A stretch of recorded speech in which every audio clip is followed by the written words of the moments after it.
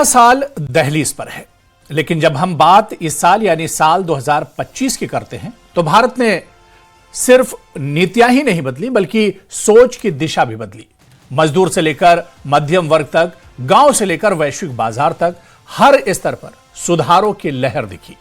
सवाल सिर्फ विकास का नहीं था, सवाल था भविष्य की तैयारी का। और इसी मोड़ पर प्रधानमंत्री नरेंद्र मोदी के नेतृत्व में भारत ने वो फैसले लिए जो आने वाले दशकों की आधारशिला बनने वाले हैं। देखिए, प्रधानमंत्री जी ने लोगों को जिंदगी को सुधारने के लिए रिफॉर्म्स पे बहुत जोर दिया है। मोदी सरकार रिफॉर्म्स लेकर आई, ease of doing business, ease of living.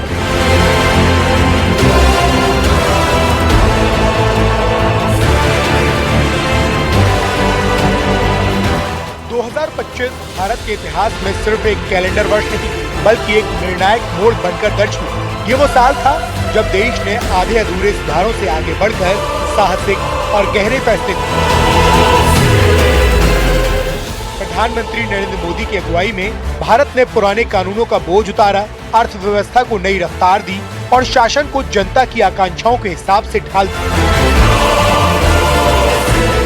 ये सुधारों का नहीं बल्कि भारत के आत्मविश्वास का वर्ष था। भारतीय अर्थव्यवस्था ने दुनिया को चौंकाते हुए 8.2% की जीडीपी ग्रोथ दर्ज की।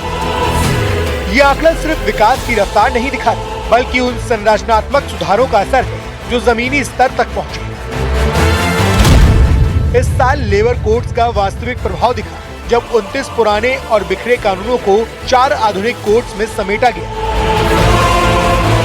इससे न सिर्फ उद्योगों को स्पष्टता मिली बल्कि 64 करोड़ से ज्यादा श्रमिकों को बेहतर मजदूरी, सामाजिक सुरक्षा और सुरक्षित कार्यस्थल का भरोसा मिला। महिला श्रम भागीदारी को बढ़ाने और बेरोजगारी को नियंत्रित करने में इन सुधारों का बेहद सहयोग रहा। भारत सरकार ने साफ कर दिया कि विकास तो श्रमिकों को साथ लेकर ही आगे बढ़ेगा। 2025 में टैक्स सिस्टम में जो बदलाव हुआ उसका इंतजार वर्षों से था। सभी राज्यों को, सबको साथ लेकर आजाद भारत का इतना बड़ा टैक्स रिफॉर्म संभव हो पाया। ये केंद्र और राज्यों के प्रयासों का नतीजा था कि देश दर्जनों टैक्सों के जाल से मुक्त हो।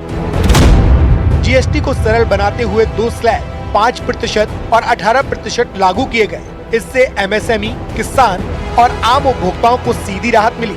नतीजा ये रहा कि दिवाली पर रिकॉर्ड 6.05 लाख करोड़ की बिक्री हुई, जबकि इनकम टैक्स में ऐतिहासिक फैसला लेते हुए 12 लाख रुपए तक की आय को टैक्स फ्री किया गया। इसके साथ ही 1961 के जटिल आयकर कानून को हटाकर नया इनकम टैक्स एक्ट 2025 लाया गया।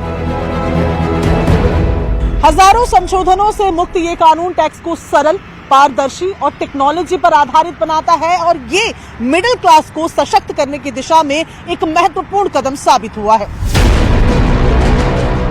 मोदी सरकार के फैसलों की वजह से कारोबार करना अब पहले जैसा जटिल नहीं रहा। 2025 में सरकार ने उन नियमों को हटाया जो सालों से छोटे कारोबारियों पर बोझ बने हुए थे।